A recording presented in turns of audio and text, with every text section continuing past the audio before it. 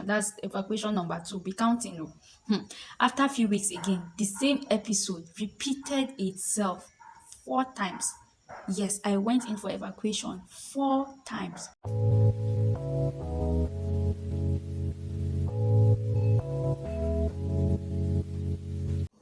Hello, good and beautiful people. Welcome back to my channel. If you are a returning subscriber, thank you so much for coming back.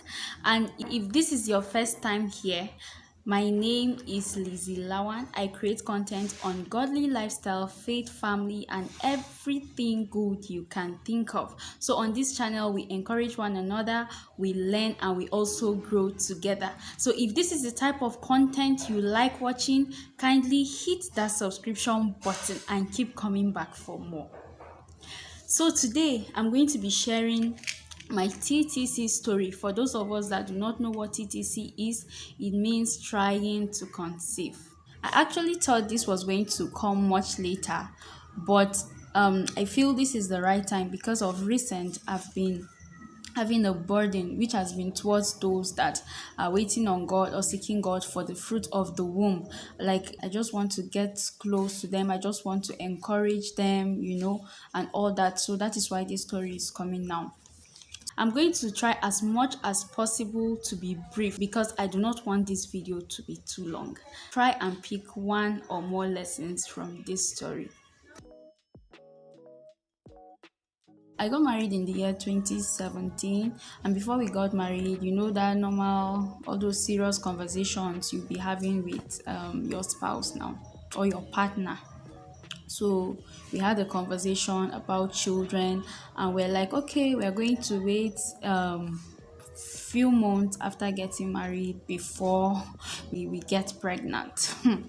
We're like, oh yeah, now let us just enjoy ourselves, that kind of thing. A month after the wedding, we had to revisit that conversation, and we're like, you know what, God, we just want this child now. We do not want to wait any longer. I didn't know I was pregnant at that time. So after a period when it was, that time of the month for my monthly flu, I started having cramps, backache, and all that. So actually, I thought it was the normal flu, not knowing it was something else. That was how the pain was so excruciating, and I had to be rushed to the hospital.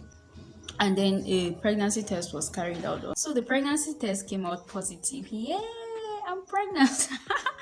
That kind of thing now, like, you'll be happy that you're pregnant. But seriously, I didn't feel that. Like, I wasn't sad either. It was just mixed feelings. In short, I didn't really know how I felt about it. It was just, okay, I'm pregnant, all right now.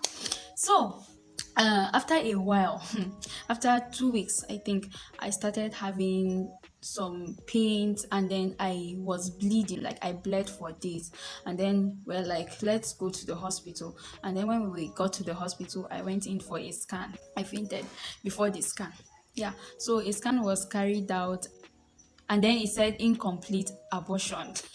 For those of you that think, no, I beg you, I did not abort my baby. That's what the scan shows when maybe one has started miscarrying or something. So I had to go for evacuation. So they had to evacuate, the remaining.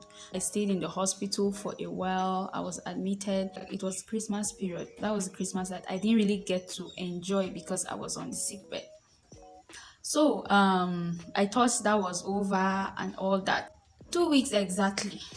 Another symptom again. Pain. Oh my goodness. Excruciating pain. I was rushed again to the hospital. A scan was carried out. It still said there was something there. Oh, that was how I went for another evacuation. That's evacuation number 2. Be counting. Oh. After a few weeks again, the same episode repeated itself 4 times. Yes, I went in for evacuation 4 times. 4 times. And I know what you might be thinking. Oh, this woman, is it that you were just getting pregnant over that short period? No, there was nothing like that. Nothing was happening. So calm down. It was that first pregnancy. Yeah, so 4 times in a period of 2 to 3 months, I went in for evacuation. So really, what was happening? 4 evacuations in that short period? I also wondered. I was also asking myself that.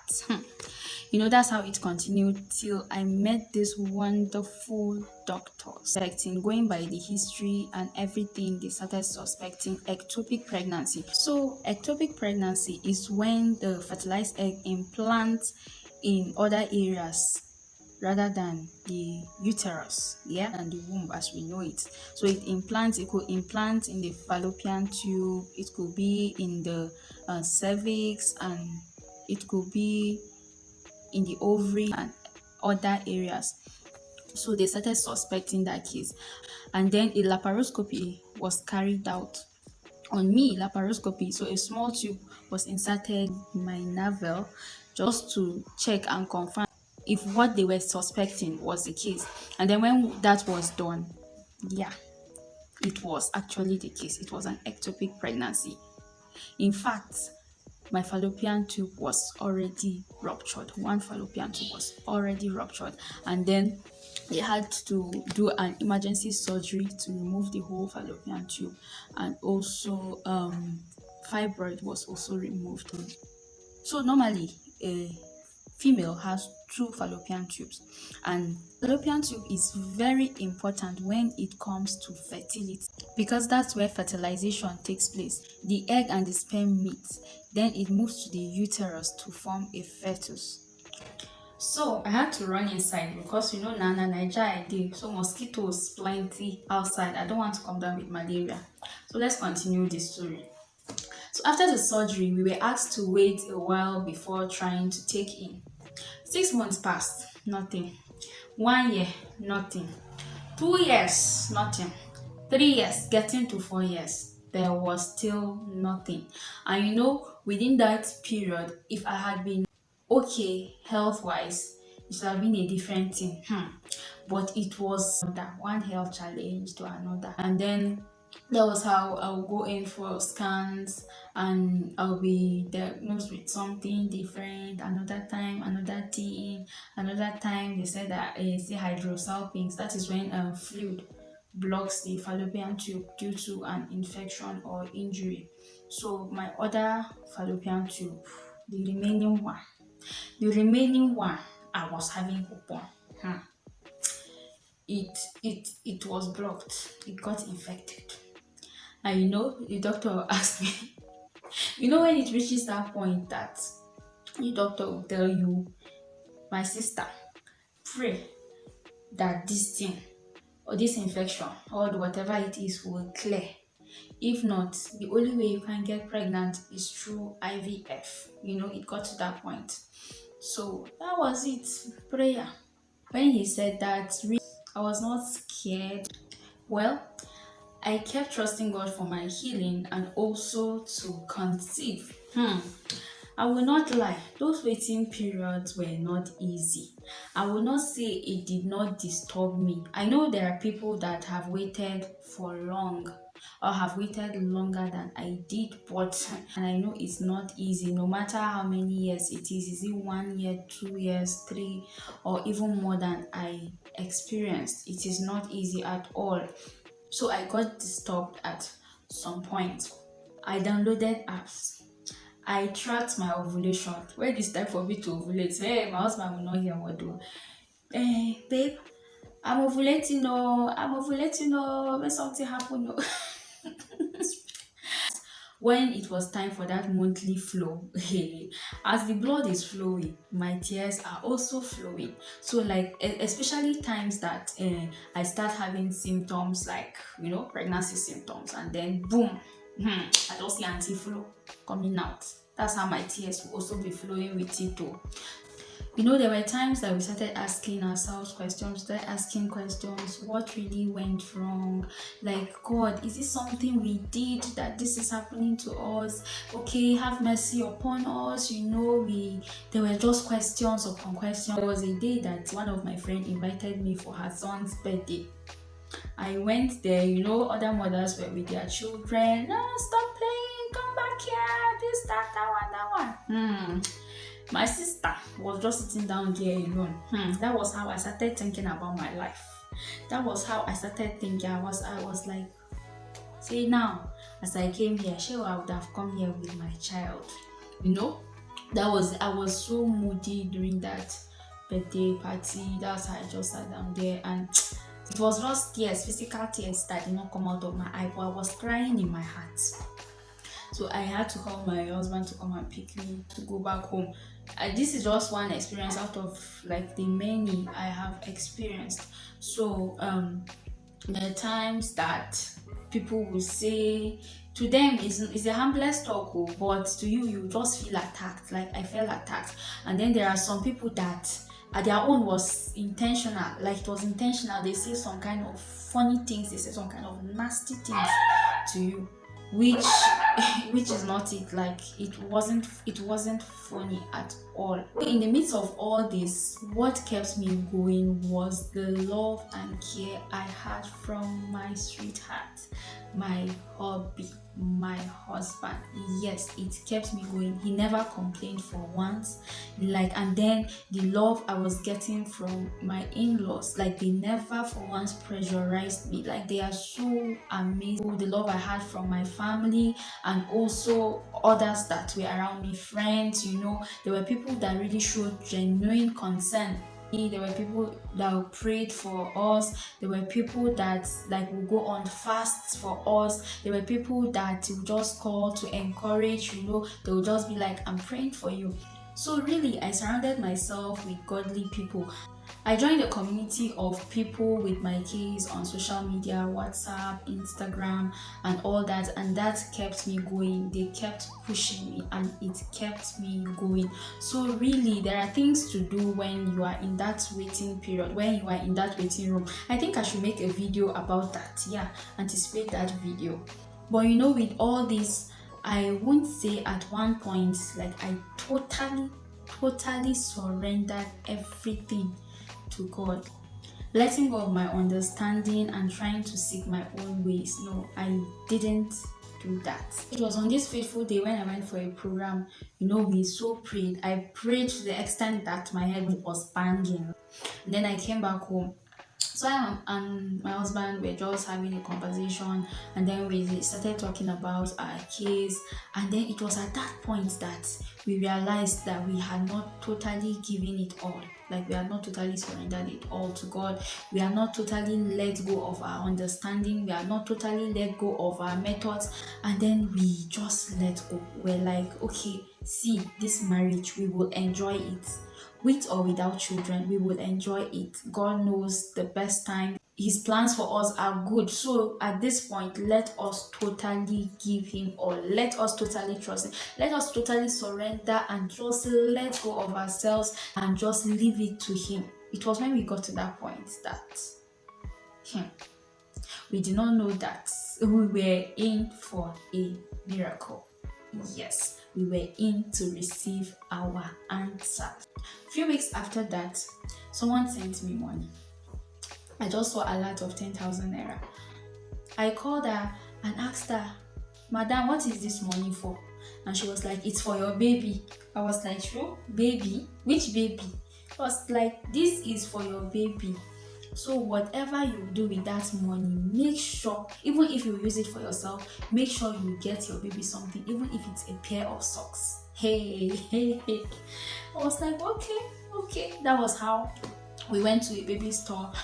I got, I think, 6 pairs of socks. So I mixed it. I got blue, I got pink, I got some purple. I was like, okay, maybe we're having twins, who knows? I don't know if it's going to be a boy or a girl, whatever it is. Let me just buy all the colors that I can buy. So that was it. It was barely 2 weeks. I started having cough and catarrh, and then I was just down. And my husband was like, "Babe, you've taken in." I was not like, "I bet let's not go there again. I've done this for years, and whenever I test, I always end up crying." And I was like, "I've already given it to God. If I've even taken it, it will still show later on. So this one, I'm not even doing it early." So I just waived that talk. My period was even late for 9 days, but I didn't even notice. On this fateful day, my husband went to work and I was all alone at home. And then something was just telling me, "Just take a test now." I was like, I beg, I'll just wave the thoughts. I'm not doing this. And then another time, just take the test now. I was like, okay, I don't even have a strip. Well, let me just go get it. I got a strip, and then I was like, okay, let me just take this. And then I took the test. What did I see? 2 lines. 2 lines. 2 lines. See, I could not believe it. Like, it was like at that point I even got confused. I went out of the restroom. I came to the room. I sat on my bed. I stayed. After a while again, I went back to the restroom to check. I saw 2 lines. I was confused. I came out, carried my phone, started googling. I was like, what indicates a positive test on the pregnancy strip? It came out, it showed me 2 lines. I went checked. It was 2 lines, but I did not just believe it. See, I was just confused at that point. Like, I didn't even know what to do. Really, I was like, is this true? Could this be it? That was how I called somebody in the hospital. I called her. She was working in the lab, and then I was like, sister, I'm coming for test too. I called my husband. I told him that was the same place he was working. So I called him. I said, I'm coming to your place. I'm coming to your place. So, and then I went to the lab straight. The pregnancy test was carried out, and it was confirmed that I was pregnant.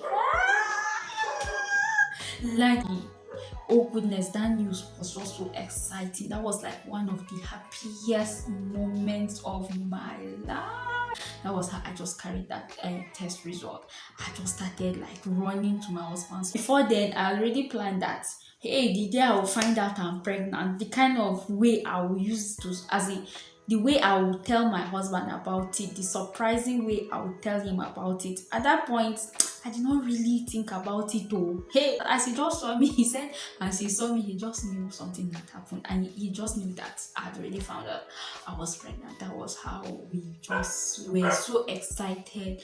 We thank God. We said, hey, so that was how we started calling people, all the people that we used to pray together.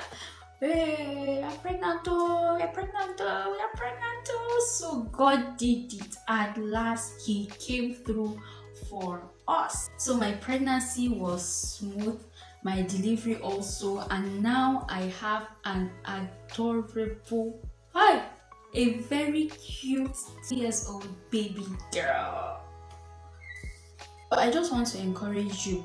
If you're waiting on God for the fruit of the womb, you're waiting on God for that job, whatever it is you are seeking God for, please let go and let God. Just surrender all to Him. Do not lean on your own understanding. Just trust in Him with the whole of your heart, and He will definitely come through for you. It doesn't matter how long it takes. Just be patient, and God will surely, definitely do it for you.